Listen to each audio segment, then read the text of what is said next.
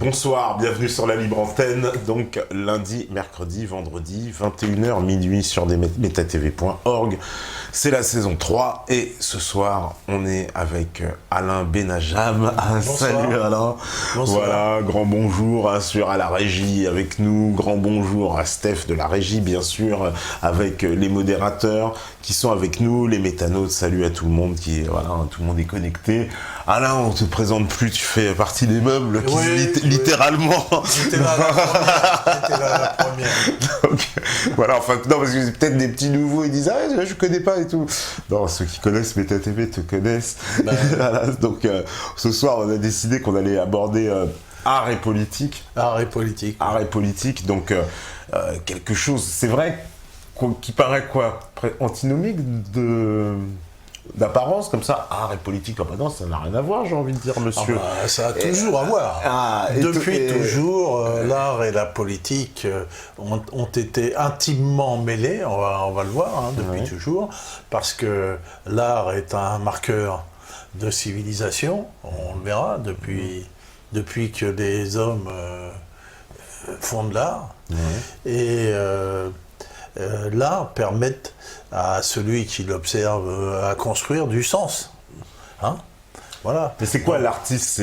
Parce que on commence d'emblée sur l'art. Je croyais qu'on devait parler un peu de politique. Alors c'est vrai qu'on parle en politique. Là tu démarres fort. Je démarre fort. C'est vrai que attention, j'allais partir au quart de tour. On avait décidé effectivement de faire un petit tour d'horizon. D'aborder un tour d'horizon parce que l'actualité. C'est très chaud. C'est très chaud. On va effectivement faire un tour d'horizon des différents fronts de l'actualité un petit peu avant de se lancer dans le sujet. Non mais attention parce que je les connais, ils sont scolaires, tu sais qu'après il y en a, ils vont me dire oui mais attends, on m'avait dit que c'était art et politique, vous parlez du Donbass. Non, on va pas en parler longtemps, mais art et politique, on parle de politique. Non mais vas-y, on parle de politique tout à fait. Politique en plus, il se passe plein de choses. Voilà, donc... toi, quel commentaire tu fais sur cette actualité? C'est l'impérialisme et se trouve en difficulté parce que il y a une aggravation de la situation, mais qui va encore s'aggraver. On va vers un affrontement qui devient de plus en plus important entre, d'un côté, l'impérialisme et puis ceux qui sont agressés par l'impérialisme. Parce qu'on n'imagine pas que l'impérialisme, un jour, va dire « bah non, j'arrête, c'est fini, je suis vaincu ». Et donc, cet affrontement va devenir paroxystique, il n'y est pas encore, mais il va le devenir, et on voit que ça monte de part et d'autre, et donc on voit les points chauds, les points de fixation de la bataille de l'impérialisme, la Syrie, d'abord, avec l'implication des Russes qui ont décidé d'y aller. Ce qui a complètement, d'ailleurs, on va dire, complètement modifié le jeu syrien. Depuis cette intervention militaire russe, on est passé complètement presque dans un autre paradigme sur tous les plans militaires, de la communication aussi sur ce conflit, parce qu'on en reparlait un peu en off avant, il y a encore que serait-ce quelques années, ici même, quand on parlait de ce qui se passait là-bas, nous étions d'horribles complotistes Rappelle-toi qu'ici même, on a fait une émission sur la guerre maritime. Oui, tout à fait. Et sur la véritable guerre électronique qui a eu lieu en août 2013, je pense, entre la marine russe et la marine impérialiste, états-unienne, et que celle-ci, avait détalé, ils s'étaient retrouvés perdants, et à partir de là, ils sont perdants depuis ce temps-là. Ils sont perdants, ils n'ont pas pu mettre la main sur la Syrie, et donc ils essayent d'autres solutions qu'ils n'arrivent pas. Mais donc on voit que la Russie a émergé en tant que puissance militaire extrêmement importante, même supérieure à la puissance militaire états-unienne. On avait fait le point sur les missiles en particulier sur ce qu'on appelle la guerre conventionnelle, c'est ça? La guerre conventionnelle, oui, bien sûr. C'est-à-dire que là, aujourd'hui, clairement, on va dire le décalage qui existait entre la superpuissance américaine et puis on sait très bien parce que bon, il faut quand même rappeler quelques chiffres, vite fait, mais parce que ce chiffre-là est quand même assez impressionnant. L'armée américaine, c'est quoi? C'est 800 milliards de dollars C'est la moitié. C'est la moitié de tous les budgets de tous les pays. Je crois qu'il faut prendre les 25 premiers pays pour trouver le budget de l'armée américaine. Alors dans les 25, vous avez la France, la Chine, l'Angleterre, la Russie, l'Italie, enfin bon, en fait, il faut prendre tous ces budgets-là pour arriver au budget de l'armée américaine.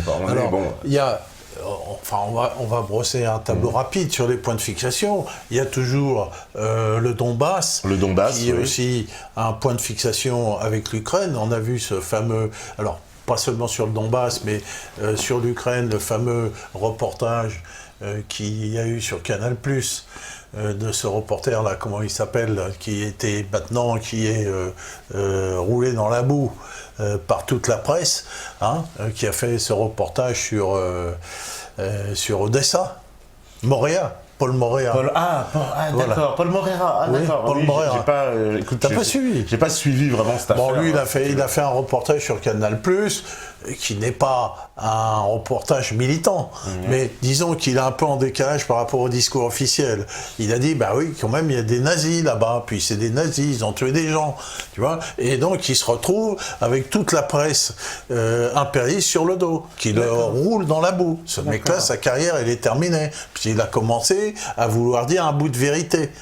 Tu vois, ce qui prouve que l'impérialisme est vraiment accroché à fond sur cette histoire d'Ukraine et de Russie. Enfin, pour eux, d'ailleurs, l'ennemi, c'est la Russie. Il ne faut pas oublier que l'ennemi perpétuel de la thalassocratie anglo-saxonne, c'est la Russie, depuis toujours. La Russie, pour des raisons qu'on pourrait géopolitiques. dire en plus, qui sont en opposition, comme tu dis, thalassocratie, alors que la Russie est plutôt un empire terrien, les autres sont un empire dominant, conquérant, et eux sont plutôt un empire défensif. On n'a pas fait. On avait fait le point, c'est pour ça que je fais la synthèse pour tous ceux qui. On a fait beaucoup de choses. On en a beaucoup parlé, mais là, on voit dans les faits, quoi. Là, on est capable de l'expliquer vraiment, là, pratiquement, comment ça se passe. Et alors, les outils de la thalassocratie anglo-saxonne, les outils, ce qu'on peut appeler les idiots utiles ou les proxys, c'est d'abord donc les salafos wahhabites.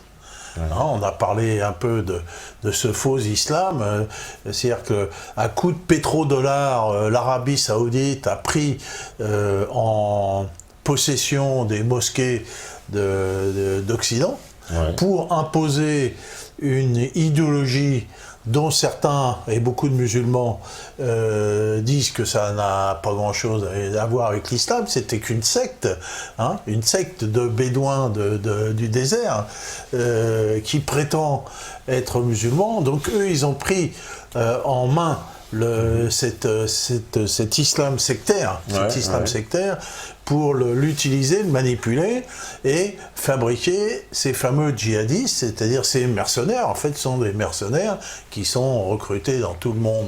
Mais tout ça est allié aussi avec le fameux pacte entre la famille Saoud et le gouvernement américain. Alors, bien sûr, puisque ces salafos wahhabites sont au travers de la famille Saoud, des wahhabites réels, puisque c'est eux qui sont à l'origine du wahhabisme d'un côté et des frères musulmans de l'autre. Il faut dire que entre l'idéologie des wahhabites et ceux des frères musulmans, il n'y a aucune différence. C'est strictement la même, et que les frères musulmans ont toujours été les alliés des anglo-saxons. D'ailleurs, le siège est à Londres, et l'impérialisme a toujours utilisé les frères musulmans pour lutter contre les régimes républicains et laïcs arabes, contre Nasser, contre Saddam Hussein, contre la Syrie, contre Kadhafi, etc.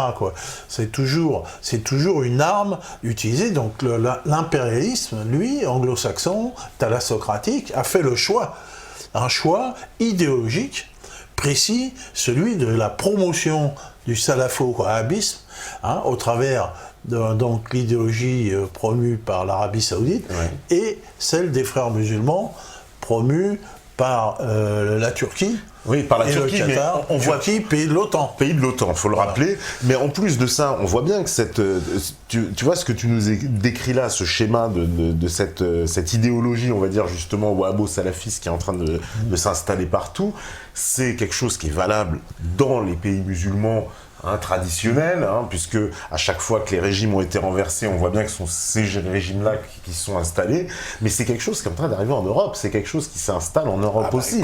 Il faut en parler, parce qu'en Europe, il y a des tensions vives, on sait qu'en Angleterre, il y a des tensions vives, il y a des tensions vives aux Pays-Bas, en Belgique, et aussi en France, on ne va pas se cacher, on ne va pas se cacher derrière notre petit doigt. De l'autre côté, donc on comprend, on arrive à comprendre à quoi l'impérialisme va en venir.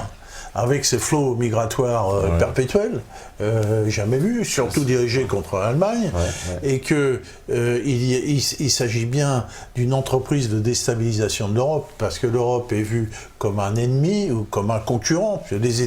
Les thalassocrates n'ont pas d'amis, n'ont pas d'alliés, ils n'ont que des soumis ou des concurrents et des ennemis.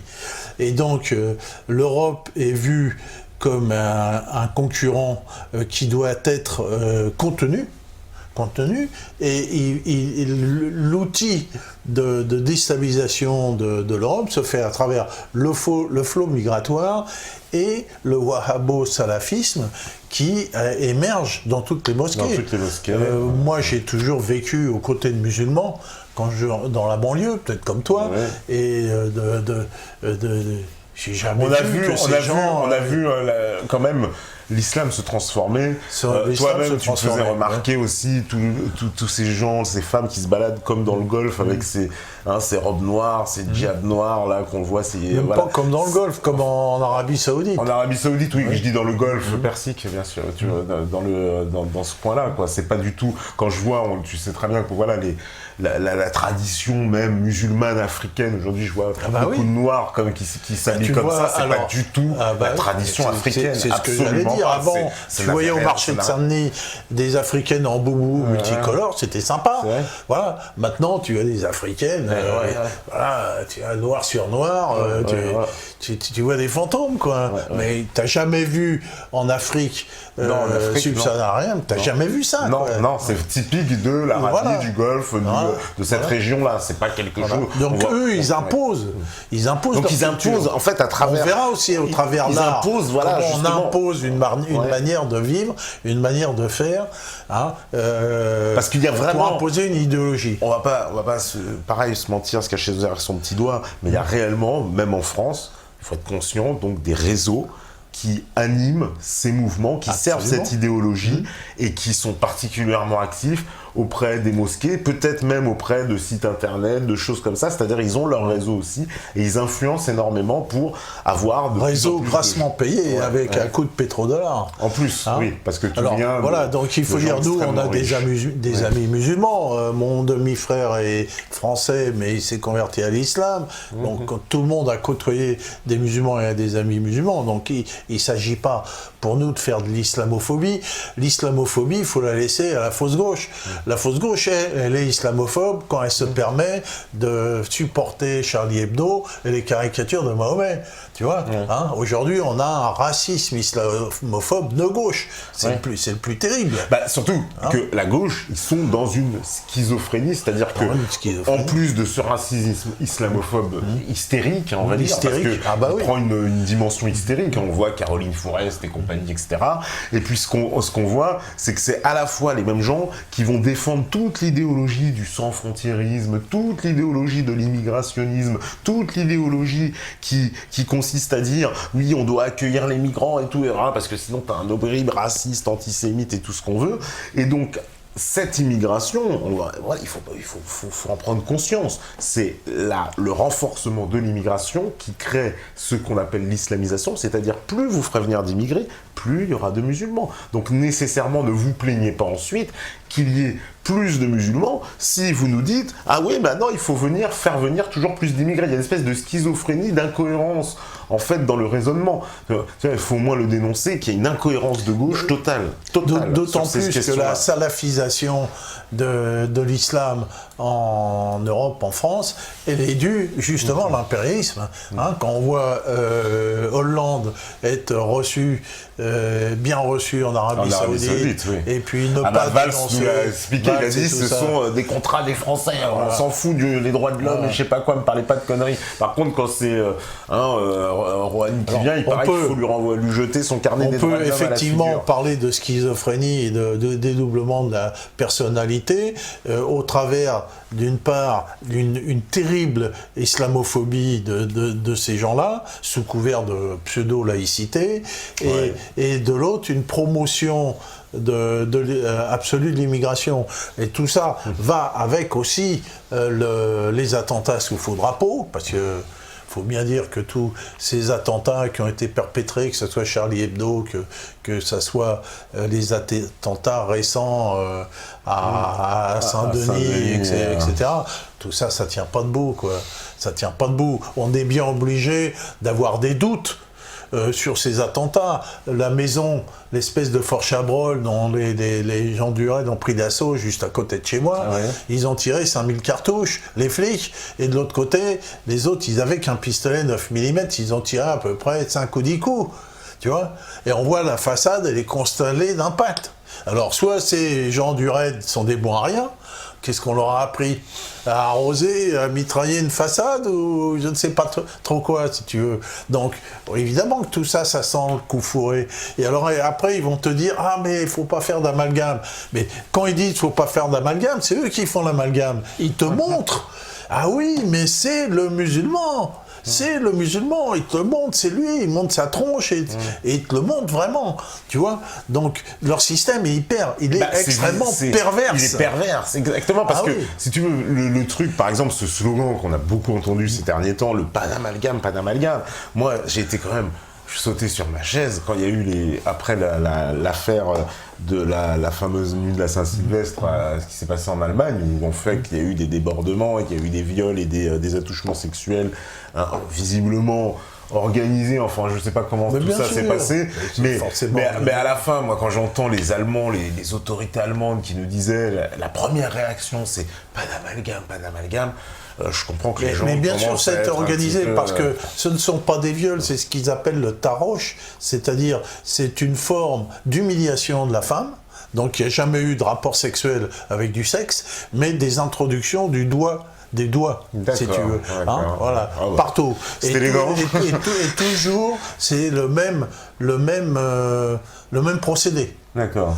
Donc, il est bien évident. Qu'est-ce qui s'était passé au Caire, là, avec la journaliste, là, il y avait eu un incident, là, C'est une façon d'humilier. Donc, on a bien vu qu'il y avait cette volonté qui a été organisée et de manière à terrifier les populations. Donc, de l'autre côté, ils font promotion de l'immigration. De l'autre côté, promotion du salafo-wahhabisme, tu vois. C'est-à-dire de ce qu'ils appellent l'islam radical, et de l'autre côté, ils vont le dénoncer. Parce que, clairement, même ce flot de migrants, il y a eu un reportage, je ne sais pas si tu l'as vu sur TV Liberté, qui est une chaîne qui vraiment fait du très très bon travail depuis vraiment, et qui est parti dans les pays de l'Est, donc ils sont partis en Serbie, en Croatie, en Macédoine aussi, enfin je ne sais plus, ils sont partis vraiment dans ces pays-là, et en fait ils ont analysé comment le flot de migrants il traverse ces pays-là.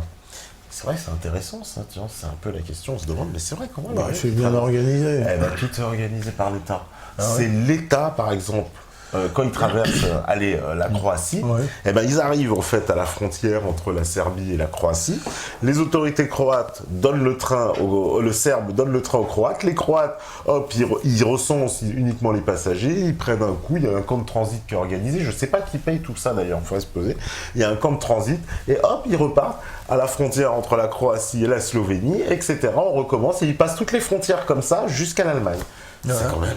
Alors, donc on a quelque chose qui est organisé dans un but créer de déstabiliser, de créer des problèmes, voire une guerre civile. Bien, oui. Parce que ce qu'on a vu à Calais, les images, c'est les prémices d'une guerre civile. Voilà. La famille qui se fait agresser par la manifestation de migrants, là, etc. Bien sûr. C'est déjà le début d'une guerre civile, on va dire. Voilà. Et donc, il y a bien une volonté. Et de l'autre côté, tu as les bisounours qui disent « Ah oui, mais ces pauvres immigrés, l'islam c'est bien, et tout le bazar, si tu veux. Oui. » Bon, alors, ils ont peut-être une certaine bonne volonté, mais dans toute chose, il faut analyser les raisons.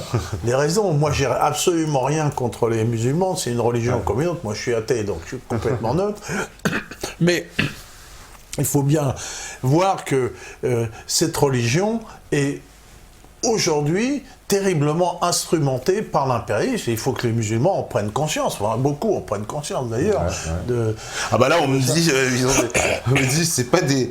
On me dit c'est pas des viols collectifs, ce sont des futurs médecins qui étudient l'anatomie. Bon, ce sont des attouchements. C'est pas des viols, c'est des futurs médecins qui étudient l'anatomie. Bon, effectivement, on peut voir les choses comme ça. Non mais oui, c'est. Mais c'est une manière d'humilier. Quoi, oui, non, parce que c'est vrai que ça a marqué, parce qu'en Allemagne ça a fait scandale. Je trouve ça a fait scandale. Ça a fait scandale. Moi j'ai un peu, je suis toujours en connexion comme ça un peu avec ce monde germanique. Je t'assure, ça fait scandale là-bas. Ils s'en reviennent pas, les Allemands, ils s'en reviennent pas. Parce que l'Allemand, tu sais, il accepte beaucoup de choses, mais une fois que si tu te choques sur un truc, par contre, il réagit. Hein. Il se laisse pas marcher sur les pieds, contrairement à nous. Parce que nous, on se laisse marcher sur les pieds, même des fois. Vas-y, le français, tu peux lui taper encore, il prend. Mais bon, alors, quelle attitude nous, on peut avoir, nous, les gens conscients? C'est une attitude où, d'abord d'avoir conscience du problème, l'instrumentation de l'islam, l'instrumentation de l'immigration et son organisation, et de l'autre côté, certainement, l'instrumentation de l'extrême droite qui va, de l'autre côté, fomenter des troubles anti-musulmans. Donc, si tu veux, tout ça, c'est une sauce. Et les antifas aussi, faut pas les oublier. Dans l'équation. Et les antifas. Anti-France, anti-machin. Si tu veux, j'ai écrit un article que j'ai repassé récemment sur les idiots utiles. Si tu veux, l'impérialisme nous amène exactement là où il veut. Et tu n'y peux rien. Tu n'y peux rien. Il nous amène des flots d'immigrés avec des gens qui se conduisent, qui ont l'ordre de se conduire mal, parce que les gens qui ont fait ces attouchements sexuels, ce taroche, ils avaient bien l'ordre de le faire, hein, et que derrière, eh bien, les gens sont bien obligés de réagir, si tu veux.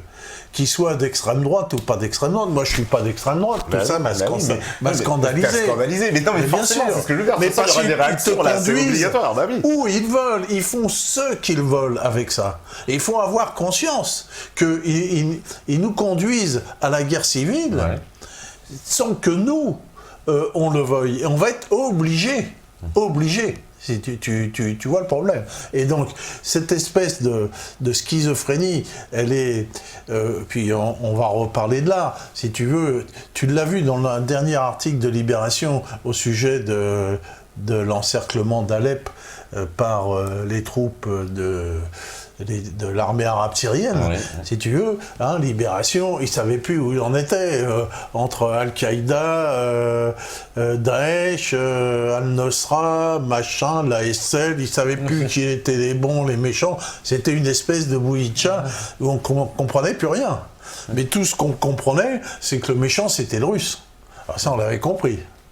Hein, les méchants russes qui bombardent les populations civiles. Parce que ça, c'est le grand truc dans toute la presse, on va dire occidentale, c'est de nous faire croire que les Russes et les bombardements des Russes seraient à destination des populations syriennes et ne viseraient pas des objectifs dits militaires ou en tout cas puisque là, c'est connu, l'armement russe il n'est pas précis, donc il bombarde, hein. C'est quand même assez fallacieux quand même. Ils sont gonflés. Mais alors là le problème c'est que à force de raconter des balivernes, alors il y a bien des gens un peu abrutis qui restent devant leur BFM TV, un bobard faux et mensonge, et donc ils sont là.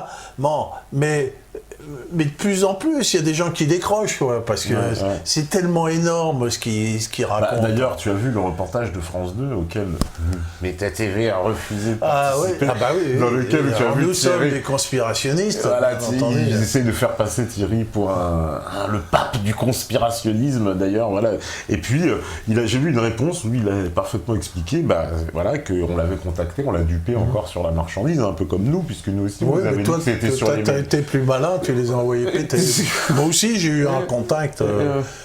J'ai dit non. Ah bah en plus, ils étaient chauds pour venir te filmer, toi. Moi, je parle pas à ces abrutis. Voilà. Bon, on a fait le tour, on va parler de là. Juste dernière nouvelle du Donbass, à part ça, le Donbass, évidemment, on a des nouvelles maintenant, parce qu'il y a des agences de presse là-bas. Ouais. Donc,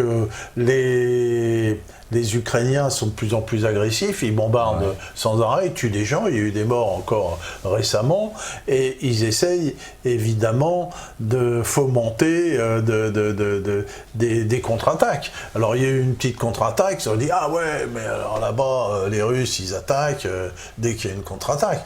Voilà, ce qu'ils essayent, c'est de relancer la guerre au travers de ce genre de choses, quoi. Voilà, c'est perpétuel, mais il y a des morts, il y a des morts.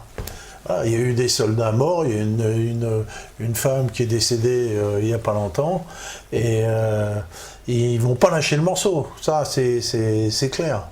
Ils vont pas lâcher le morceau, parce que c'est un point de fixation pour la Russie, et ils tiennent la Russie là-dedans jusqu'au moment où ils espèrent, mais à ce moment-là, je crois qu'ils peuvent toujours espérer, ils espèrent que la Russie va réagir. C'est ça le but. C'est ça le but, d'entraîner la Russie en fait dans une guerre en Europe, juste à ses portes, à ses propres frontières. À ce sujet, il y a une réunion d'information à Strasbourg le 27 février, à laquelle je participerai. Et il y aura les dessins de Christine de Villéjoncourt, qui est passée ici récemment. Elle a eu pas mal d'échos, d'ailleurs, de son passage. Nous aussi, elle a eu beaucoup de succès, je peux te dire que elle a eu du succès, mais enfin, pour vendre ses livres, maintenant, elle a du mal. Donc, s'il y a des éditeurs sympas, il faut dire que moi, j'ai lu les livres de Christine de Villéjoncourt, c'est très très bien, très intéressant, elle écrit très bien, et maintenant les éditeurs ne veulent plus en entendre parler. Voilà. Donc il faudra un jour quand même qu'on se penche vers une édition alternative. Indépendante, ça c'est extrêmement important de sortir des maisons d'édition qui sont toujours à sortir des produits qui vont dans le sens du système. Là, tous les gens qui écrivent en dehors du système, ils sont ostracisés, complètement ostracisés. Et ça c'est extrêmement important. La mouvance... on va dire rebelles, tels que nous, que les autres appellent conspirationnistes, s'organisent. Il y a de plus en plus de médias qui remettent en cause le système. Par rapport à nous, on a commencé au réseau Voltaire, c'était déjà en 2001, mais maintenant il y en a un peu partout qui s'organisent, qui font du bon boulot, dont Meta TV, et il faudrait que tout ça se fédère et qu'il puisse y avoir tous les éléments de la communication, dont justement l'édition de livres. Puisqu'il y en a nombreux qui ne trouvent pas d'éditeur. Ça va voir. Voilà Christine, je te fais la bise. Allez, bisous. On va passer nous alors à la suite du programme. Donc c'est-à-dire. Voilà, alors l'art. Voilà, alors on en a parlé. Alors tu vas passer la première image. On a récemment parlé d'art et politique à propos du vagin de la reine à Versailles. Oui. Voilà. Et puis le vagin de la reine. Le vagin de la reine, tu vois, c'est un artiste qui a fait ça en plein Versailles, appelé le vagin de la reine. Le vagin de la reine, ça commence bien. Là, tu vois, c'est comme ça que t'accroches le public. Là, t'as raison, là, c'est bien. Là, il y a eu des tags antisémites dessus, parce que l'auteur de ce mec-là est soi-disant juif. J'en sais rien, il a un nom. Je ne sais même pas comment il s'appelle. Je sais pas comment il s'appelle. Et donc, ça a été mis à Versailles, et ça a scandalisé scandalisé les gens qui se disent de droite, et les gens de gauche ont été scandalisés par les tags antisémites, ont crié au scandale que voilà, on va censurer de l'art. D'accord. C'est qui est l'auteur de cette délicatesse? D'accord, ok. Bon, alors pour moi c'est un illustre inconnu, mais bon. Mais c'est ce que ça. Alors là, non, mais on a quand même un cas intéressant. Oui. C'est-à-dire que là, direct, on rentre dans le cœur du sujet, c'est-à-dire que l'art provoque réaction, comme tu dis, on identifie en fait son camp par rapport à l'art qu'on cautionne. Ce sera l'objet de tout le débat. Ouais. L'identification d'un camp ou d'une civilisation. À travers l'art. C'est pour ça que l'art a toujours été éminemment politique. On va parler de la Renaissance, parce qu'on ne peut pas parler de l'art et de la politique sans parler de la Renaissance, mais le Moyen-Âge-Renaissance, ce n'est qu'une bataille politique autour du despotisme, et la promotion de l'art italien va avec la promotion du despotisme. Hein. C'est-à-dire qu'on a appelé Renaissance, et on va voir que beaucoup de despotes comme Louis XIV, Napoléon, Mussolini, Hitler ont toujours fait référence à l'art antique et toujours fustigé l'art moyenâgeux ou l'art médiéval. Pourtant, il n'y a rien de plus beau. Voilà. Donc tout ça, c'est un peu pour introduire le fait que l'art et la politique, c'est perpétuel. C'est pas seulement cette histoire de vagin de la reine, hein, qui identifie les gens qui se prétendent à gauche par rapport à ceux qui se prétendent à droite. Donc tu peux prendre la deuxième, qui est encore pire, puisque il s'agit d'un plug anal. Elle est très connue. En pleine cochonnerie. Hein. Celle-là, c'est la... qui était au Palais Royal. Celle-là a fait scandale, si j'ose dire. Oui, donc c'est un plug anal, et bon... Elle n'est pas restée longtemps, hein, donc, parce qu'il a été elle n'est pas restée longtemps. Mais il a été détérioré, je crois, le lendemain. Elle a été détériorée, et donc les gens de gauche, ou de la pseudo-gauche, ou de la fausse gauche, ont levé les bras au ciel en disant « Ah oui, mais regardez, l'extrême droite s'oppose à la création artistique. » Alors... il faut quand même spécifier, expliquer ce que c'est que l'art, hein, parce que l'art... finalement, a eu dans l'histoire des significations vraiment multiples. Je vais en parler un petit peu des différentes significations significations qu'on donne à ce mot, mais au travers de toutes ces significations, moi j'en donne une signification. L'art, c'est d'abord un artefact. Un artefact, c'est-à-dire un objet créé par l'homme, la définition du mot artefact, susceptible d'induire une émotion. Voilà, susceptible d'induire une émotion. Bon. Alors, une émotion, que fait une émotion du point de vue physiologique, hein? Une émotion met l'individu en état de stress, hein, en état il va avoir une décharge d'adrénaline quand il a une émotion, tu as une émotion, et l'émotion, physiologiquement, elle est faite pour augmenter les perceptions. Tu vois, toutes les perceptions, auditives, olfactives et visuelles. Hein, voilà, mais il a une émotion quand il se trouve en danger, et il va augmenter ses capacités cognitives au cours de cette émotion. Voilà. Donc l'art est là pour créer une émotion. Mais comment on crée une émotion? Finalement, on crée une émotion par des réminiscences. Tu vois, hein? Quand tu as un objet d'art, qui est pour toi de l'art, parce que on verra que l'art pour les uns n'est pas forcément l'art pour les autres, puisque on vient presque déjà de commencer. L'art fait appel à des réminiscences. Alors là, un plug, quelle réminiscence tu peux avoir? C'est pour ça qu'il y en a qui aiment bien. Voilà. On va avoir la liste des dames là. Qui adhèrent. Voilà le problème. Donc là, l'art qui montre des objets sexuels, d'abord c'est pas nouveau, les objets sexuels dans l'art c'est vieux, comme les premières formes artistiques, hein, que ce soit au mésolithique, au paléolithique, donc on montrait des phallus. Ah d'accord. Bon voilà, on a toujours... Des godes et tout. On a toujours montré les objets sexuels, on verra dans les images suivantes, si tu veux. Alors, je vais donner un peu la signification officielle de l'art. Si tu veux, le terme vient de l'accusatif du latin artis, ars, qui a pris en latin le sens d'habilité acquise par l'étude ou la pratique. Si tu veux, tu vois. L'art, au début, c'est synonyme de savoir-faire. Hein? Donc en fait, l'artisan, c'est un artiste, c'est la même racine. C'est la même racine, hein, voilà. Et l'étude ou la pratique, voilà. Et ensuite, ça a pris le sens de talent, celui qui sait bien faire. Tu vois, hein. D'ailleurs, on parle des hommes de l'art. Et que pendant longtemps, l'art d'origine latine s'est confondu avec le terme technique du mot grec techné.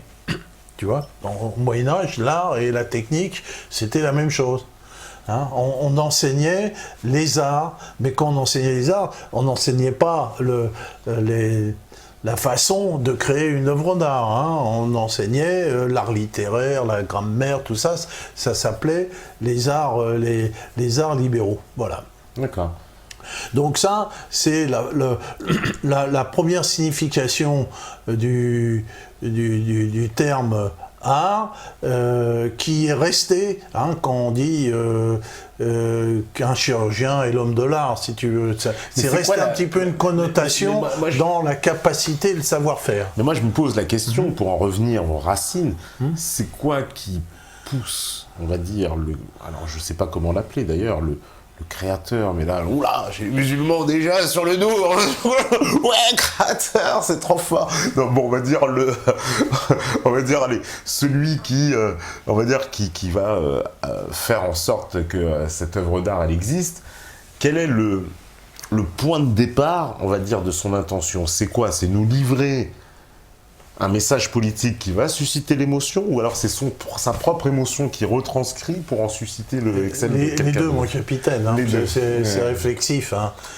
Si tu veux, toute communication est réflexive. C'est-à-dire que quand tu t'adresses à quelqu'un, tu vas lui communiquer des informations, mais la manière dont tu lui communiques des informations informe sur toi-même aussi. Sur toi-même. D'accord, tout à fait. C'est ce que l'ethnométhodologie appelle la réflexivité. Donc, quand tu veux faire une œuvre d'art et donc induire une émotion à quelqu'un, c'est bien que toi-même, le premier, tu as l'émotion au travers de donc on peut dire que ta création. L'homme des cavernes, pour en revenir... Alors, on va montrer la suite pour parler de l'homme des cavernes. Parce que... c'est laquelle? Voilà, tu prends la 3. La 3, ouais. Voilà. Une des premières œuvres d'art qui est très connue, qui se trouve au musée de Saint-Germain-en-Laye. Oui. C'est l'image d'une femme, c'est à peu près 35 000 ans avant Jésus-Christ, c'est très ancien, c'est du paléolithique. Et on peut voir que si on admet que l'homme a 250 000 ans, mais on ne va pas polémiquer là-dessus. Pas selon les Anunnaki. Non, mais l'homo sapiens tel qu'il est. Je ne parle pas évidemment d'autres formes de vie qui sont tout à fait probables, mais l'homo sapiens comme nous, si tu veux, si on admet qu'il a 200 000 ans, il produit de l'art depuis très peu de temps. Depuis 35 000 ans. Tu vois, c'est depuis hier. C'est-à-dire qu'il a vécu très longtemps sans rien produire. Ou peut-être qu'on a retrouvé, non? Bah écoute, le fait qu'on en ait trouvé depuis... non, on n'a pas trouvé. On n'a pas trouvé. Mais l'art du paléolithique, on en a trouvé beaucoup. Ça, c'est à quel âge, ça? 35 000 ans. 35 000 ans? Oui. 35 000 ans, ça, quand même. Et quand on voit, par exemple, je sais pas, la grotte de Lascaux, tous ces choses. Oui, c'est à peu près la même époque et c'est au même endroit.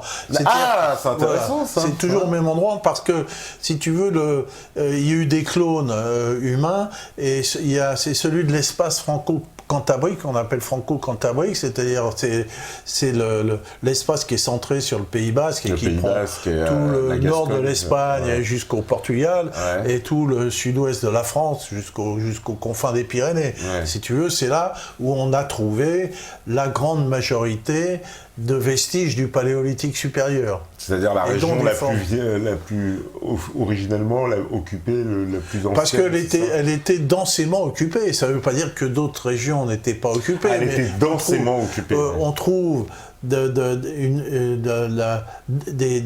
vestiges d'une façon dense, là où il y avait beaucoup d'humains. Si tu veux, c'est plus facile à trouver. Oui, tout à fait. Donc ça, cette sculpture a été trouvée au 19e siècle, au milieu de beaucoup. Donc, tout ça s'est exposé au musée de Saint-Germain-en-Laye. On a eu énormément d'artefacts, de pointes de flèches, de silex, de tout ce qu'on veut, et ces formes artistiques. Et il faut dire que c'est historiquement la figure la plus ancienne, et c'est une femme.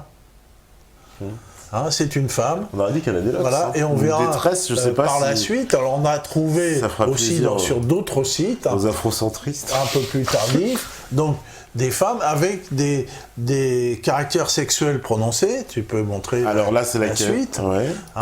Voilà. C'est la vue. Donc l'art et le sexe fait bon ménage. Et donc ici, ce sont des femmes obèses et qui représentent la maternité. C'est à quel âge ça ? Bon, c'est à peu près de la même époque. Oui, d'accord. Mais ça a été trouvé sur des sites en Europe centrale. En Europe centrale. Voilà. Et donc, on a trouvé, et d'ailleurs par ailleurs, je ne vais pas tout montrer, mais énormément. À cette époque, du paléolithique au mésolithique et ce qu'on appelle le néolithique, des statuettes de femmes. Ce qui montre que les femmes avaient certainement une position de prêtresse, où au travers de ces femmes obèses, peut-être qu'on démontre la fécondité. Mais alors quand même, parce que moi, ce qui m'étonne, la sculpture, elles sont assez jolies, donc ça veut dire déjà, parce que l'art aussi, il y a le côté qu'on peut dire qu'il y a des techniques derrière pour arriver à ce polissage. Dans l'art, il y a toujours une technique. Dans artiste, il y a artiste latin et techné grec. Voilà. Et donc ça veut dire que l'art, c'est souvent confondu avec la technique. Donc ça veut dire que ceux qui ont fait les peintures de ces grottes de Lascaux, de toutes ces peintures rupestres, c'est quand même assez impressionnant. Et donc est-ce que tu penses qu'ils avaient conscience de livrer un message à leurs descendants, à l'avenir, on va dire ça avait certainement une fonction, ce qu'on peut appeler votive, c'est-à-dire une fonction religieuse, parce que l'art et la religion vont se mêler, mais c'est l'art et la religion, l'art et l'idéologie. Voilà. Alors pourquoi ces hommes à Lascaux et puis à toutes ces grottes qu'il y a dans cet espace franco-cantabrique montrent des animaux qui étaient en général des animaux chassés, c'est qu'ils avaient certainement un rapport religieux avec ces animaux qui tuaient pour se nourrir, si tu veux. Pour eux, ils avaient une importance mythique, ces animaux.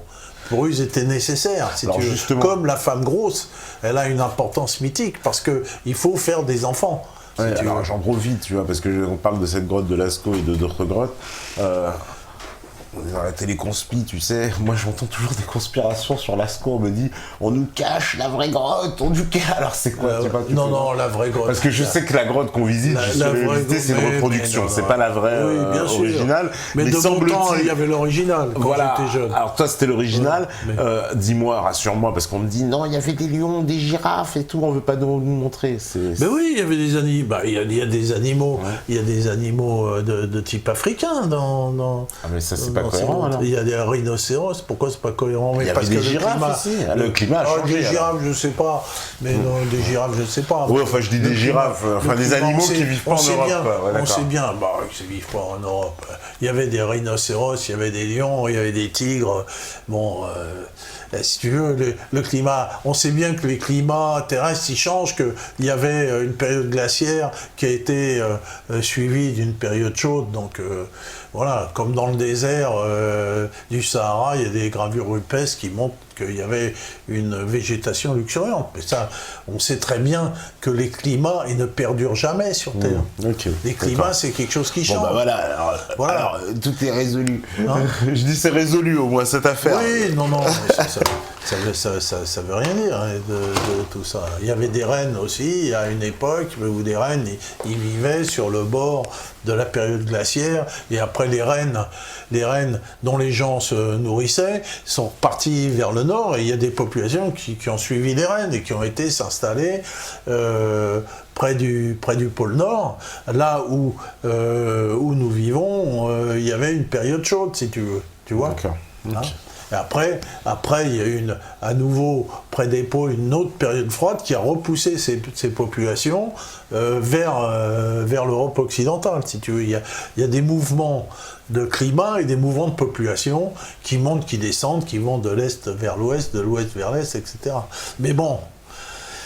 Alors, donc là, je vais vous démontrer au travers de la suivante. Alors ça, c'est plutôt...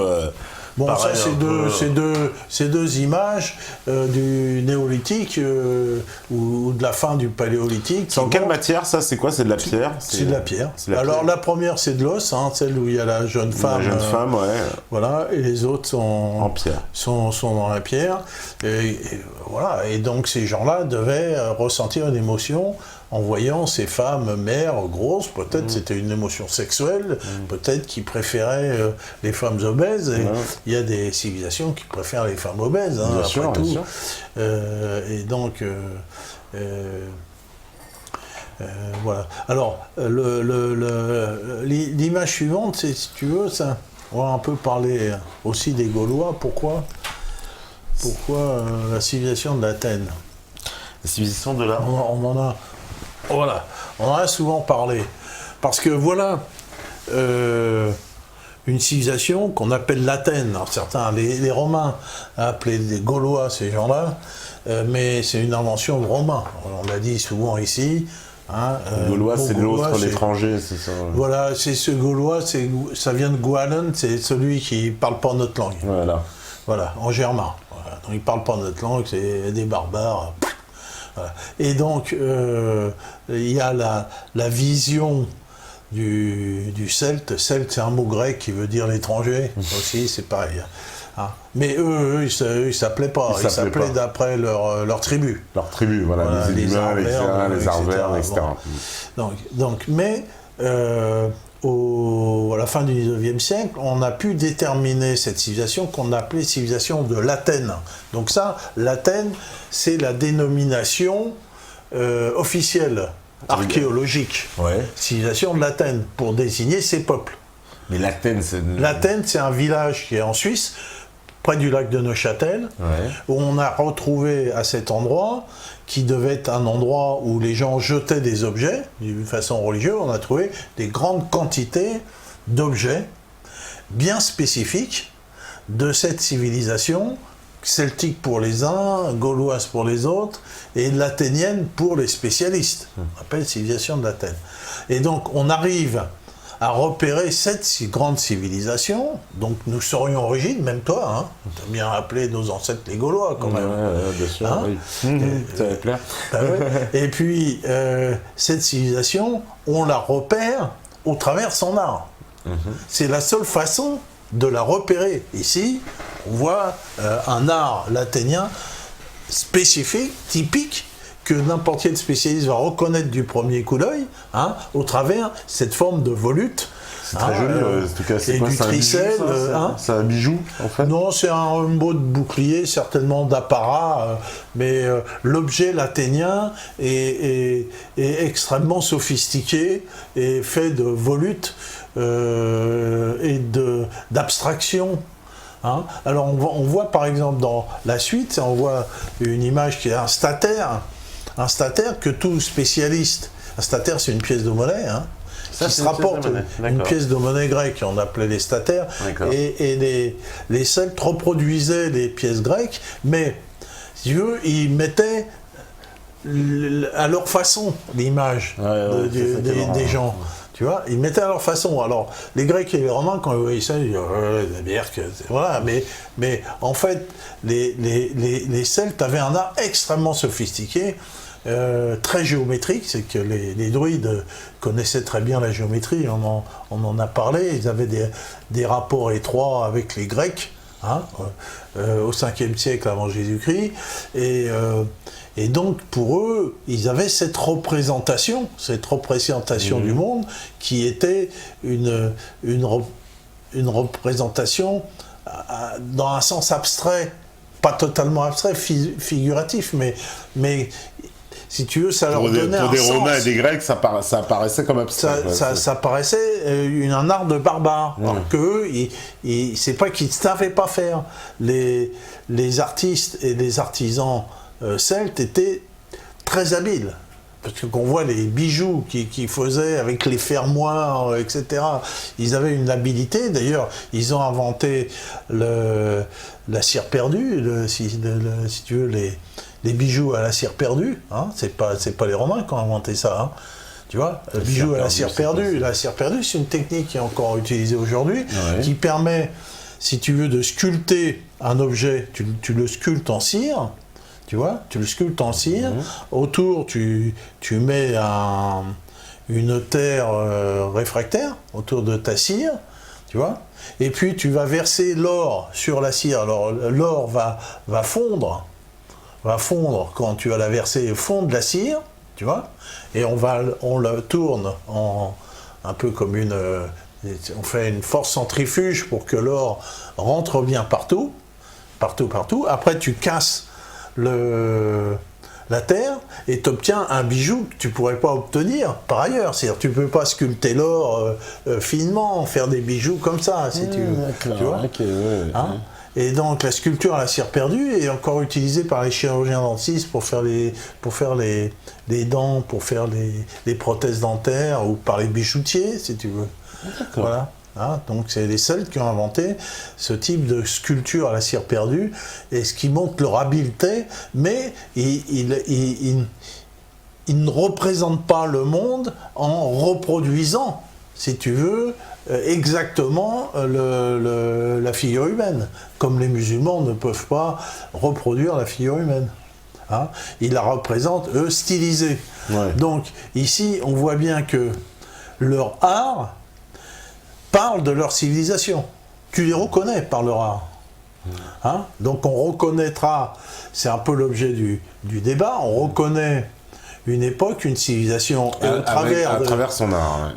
Ouais. Et à travers cette civilisation, le message que cette civilisation apporte, un message particulier, vrai ou faux, mais que les gens qui viennent bien après vont tirer de cette civilisation. On le verra à propos de l'art de la Renaissance et de toutes les connotations de l'art de la Renaissance qui sont des connotations politiques. Je discutais avec des tas de gens sur la Renaissance et le Moyen-Âge, prenais pour un fou en disant que le Moyen-Âge c'était une grande période extrêmement humaniste, mais les gens de l'université, tu vois, ceux qui sont habilités à transférer l'information, eux vont te raconter les balivernes habituelles sur l'art de la Renaissance, la perspective, l'humanisme, le pseudo-humanisme, alors qu'il n'y en a jamais eu, si tu veux. Bon, je devrais faire venir ma fille qui est prof de lettres, qui est experte en balivernes de ce type, si tu veux, tu vois. Ouais. C'est caricatural. Mais interrogez n'importe quel professeur, il va vous faire tout de suite une caricature, une doxa, on peut parler d'une doxa, hein, sur la Renaissance avec toutes les conneries qui vont avec. Voilà, bon. Donc, on va continuer dans ce propos, et quand on avance dans le propos, si tu veux, on voit très bien que l'art et la politique, ça va ensemble, si tu veux. C'est un marqueur. L'art est un marqueur, comme les autres qui montrent leur anal plug et le vagin de la reine, quoi. Avec tout ce qui va autour. Ouais, mais il cherche à provoquer un peu. Bon, c'est vrai qu'il y a toute l'idéologie derrière, mais c'est un peu de la provoque. Il y a toujours de l'idéologie derrière. Il y a toujours de l'idéologie, c'est clair. Ouais. Voilà. Alors, si tu veux, je sais pas si j'aborde un concept peut-être un peu plus complexe sur l'information. J'avais déjà abordé ce problème de l'information au travers d'une émission qui a peu été suivie, si tu veux. Hein, tu vois. Rappelle-toi l'émission où personne n'a compris. Sur la physique, là, le truc. La physique, bon. C'était pour les scientifiques. Son bac, sinon. Un peu parler de la théorie de l'information là-dedans, mais bon, on est bien obligé d'évoquer, puisque, si tu veux, de l'art fait partie de la transmission d'informations, pour dire que quand on communique, toi et moi, si tu veux, on connaît l'essentiel des choses, et on partage l'essentiel des choses, c'est-à-dire qu'on va échanger très très peu par rapport à ce qu'on connaît. Tu vois, ce que toi tu connais, d'autant plus on est complotistes tous les deux, donc on a une façon de voir le monde qui est identique. Ouais, tu vois, on a eu d'éducation très proche, on parle la même langue déjà. Puis la langue, c'est un véhicule culturel extrêmement important. Culturel dans le sens de la pensée, de la façon d'analyser les choses. Tu n'analyses pas la même chose en français qu'en allemand. Tu vois, il y a les plus grands philosophes sont en allemand, mais l'allemand est différent, si tu veux, permet certainement des abstractions différentes que le français. Tu vois, et donc, étant investi de toute cette information que nous avons et que nous absorbons dès notre plus jeune âge, l'environnement, et donc on a, si tu veux, l'art se rapproche à un symbole. Tu vois, hein, ce que c'est que la symbolique. Si on te montre un drapeau français, par exemple, bleu, blanc, rouge, tu vois, tout de suite, tu vois, c'est la France, la République, la Révolution, 1789, tout ça, ça se déroule dans ta tête. Si tu veux, c'est le propre de la symbolique. La symbolique est là avec peu de choses, un signe, hein, la sémiologie, un signe, t'as un signe, et ce signe-là va te permettre de développer autour tout un lot d'informations à travers ce signe. Hein, tu vois. Si tu dis SNCF, tu vois, SNCF, ça veut rien dire. SNCF, tu as tout de suite des trains, des gares, des machins, tu vois. Hein. Et donc, d'ailleurs, les sociétés modernes font de plus en plus appel aux symboles. Hein, au symbole, à la symbolique, tu as le fameux symbole du triangle qu'on voit partout. Le triangle, ça veut bien dire qu'il y a un sommet et une base. Hein. Là, on parle pas de triangle. Voilà, le symbole est clair. Le symbole, lequel? Ben voilà, et le symbole est clair, si tu veux. Et donc, l'art, c'est une symbolique un peu plus sophistiquée. Hein, mais ce n'est qu'une symbolique. Ça raconte pas une histoire complète. Ce n'est pas de l'information, c'est pas 1 et 1 égale 2, 2 et 2 égale 4. En plus, il y a l'interprétation, parce que là, voilà. Je veux dire, tout le monde. Mais il n'y a pas d'interprétation, c'est l'émotion. C'est de l'émotion. Ou tu as de l'émotion, tu n'en as pas. Tu vois. Et alors, donc ça veut dire le même objet, en plus, peut avoir des émotions contradictoires. Ceux qui adorent, ceux qui détestent. Bien sûr, parce qu'on va voir les contradictions de l'art, aussi de l'art moderne, parce que l'art petit à petit va faire évoluer sa définition. Ouais. C'est-à-dire, au départ, il n'y a pas de notion de beau, mais une notion de savoir-faire. Et le beau vient c'est les Allemands qui amènent le Kunst, le beau, l'esthétique. Mais ça, c'est une notion moderne, mais qui est esthétique pour les uns et n'est pas pour les autres, si tu veux. Donc Donc en fait, le beau ne ramène rien. Hein. Pour moi, l'art, c'est de l'impression. D'ailleurs, on parlera plus tard des impressionnistes. Oui, des impressionnistes, et que eux, ils vont faire marcher l'impression. L'impression du premier coup d'œil. Tu vois, paf! Tu vois, impression, soleil levant, tu vois, et donc ça a fait scandale. Même à travers ça, si tu veux, il y a eu cette différenciation politique. Ouais. Hein, voilà, donc... alors, si tu veux, l'exposé ne peut pas être linéaire parce que tu es obligé de faire un peu des retours. Là, ça a aussi une valeur spirituelle. On l'a montré avec les statuettes du Paléolithique, qui sont certainement des statuettes votives, des déesses, ou même l'art sur les murs des grottes.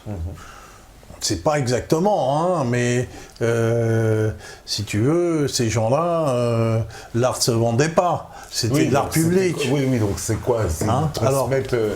Il met quoi, voilà, comme on dit, toute son émotion sur le mur et... Oui, une émotion sur le mur, mais une émotion à caractère religieux. Religieux, ouais. Certainement. Parce que c'est quoi? C'est pour la transmettre? C'est quoi son objectif en faisant ça? C'est à la fois mettre son émotion... D'abord, je peux pas te répondre. Personne ne peut répondre. Personne ne peut répondre. Tout le monde se pose des questions sur la valeur et des raisons de cet art. Mais à partir du moment où quelqu'un a la capacité de dessiner une gazelle, un lion, un taureau, si tu veux, voilà, ça présente un caractère qui peut être... Voilà, un peu comme ça. Non, vas-y, c'est mort, c'est pour moi. Comment? Non, rien, vas-y, c'est un caractère qui est forcément... qu'on est obligé de ramener une religion, on va voir. On va faire la pause bientôt. Bon, alors comme ça, on parlera de l'art médiéval et de la valeur spirituelle, et on parlera à la fois de l'art, de la dualité terrible, c'est Moyen-Âge Renaissance, entre l'art collectif, destiné à tous, c'est-à-dire l'art spirituel, religieux, hein, mais qui est destiné à tout, et à la Renaissance, l'art hédoniste, c'est-à-dire du gros capitaliste qui garde son tableau chez lui. Oui. Et là, il y a transformation de la valeur artistique, de l'art collectif, des grandes cathédrales, des vitraux, des choses qui sont capables d'induire des émotions à des masses, hein, au gros riche qui s'est fait faire son tableau pour lui par Botticelli, et qui montre aux autres en disant, vous voyez, moi j'ai du pognon, regardez ce que je peux faire. Et donc là, il y aura à la Renaissance cette véritable dualité qui va subsister dans l'art et qui va devenir l'art des riches. Il faut bien dire ce qui est, parce que maintenant, c'est quoi l'art? C'est du gros pognon, ce n'est plus que du gros pognon. Eh ben on va voir ça juste après la pause. C'est Philippe, je crois que je le vois pas. Ouais, c'est bon. Bon ok, on fait la petite pause Alain et puis après on revient. Et voilà. C'est parti, oui, c'est pour l'art, à vous, la régie.